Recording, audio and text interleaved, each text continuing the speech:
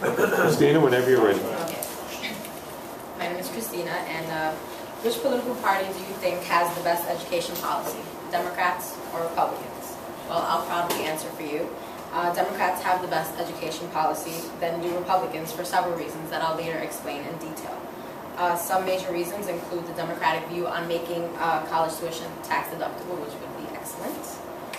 So I'll begin with the Republican views on a bill passed in 2011, known as the No Child Left Behind.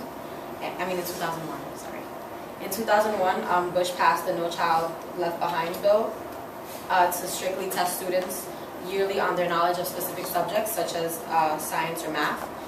This, they thought, would measure a proficiency increase so that by 2014, students were expected to be academically suitable.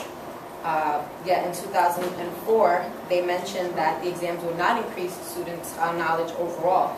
Instead, they should have focused on funding. Another thing that Republicans support is homeschooling. They believe that it would protect the rights and privacy of families, and it would offer more choices for schooling to underprivileged students.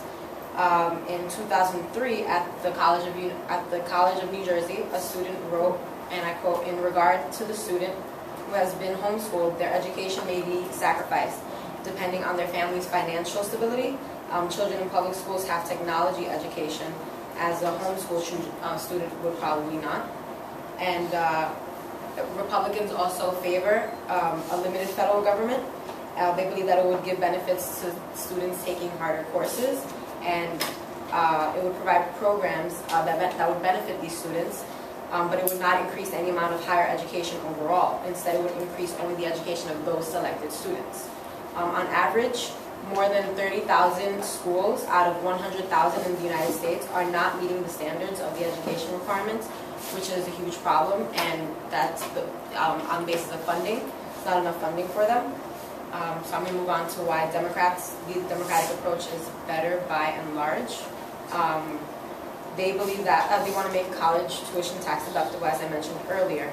This would cut student loan interest rates, and it would help expand opportunities for education because more people would be able to afford colleges.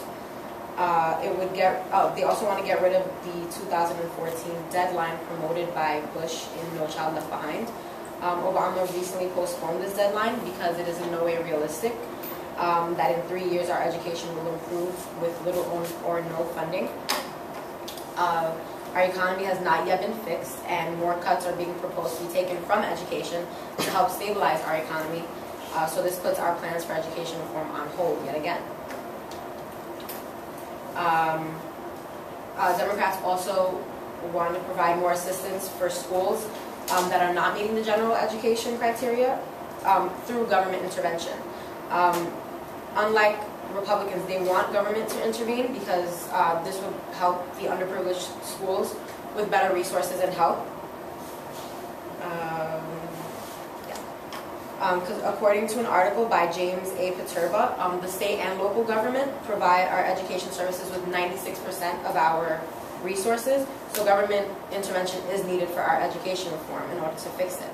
And to conclude, according to the NBC News, Democrats have a much stronger stance on increasing education on a more national and realistic level than do Republicans. Yes, many of you might agree with the Republican plans for education reform, but unlike the Democratic views, it doesn't include much on funding, and funding is key here. And what happens to those kids that can't afford schools, that can't afford to attend better schools because they live in poorer areas? They're not open to any other opportunities but those schools in their zone.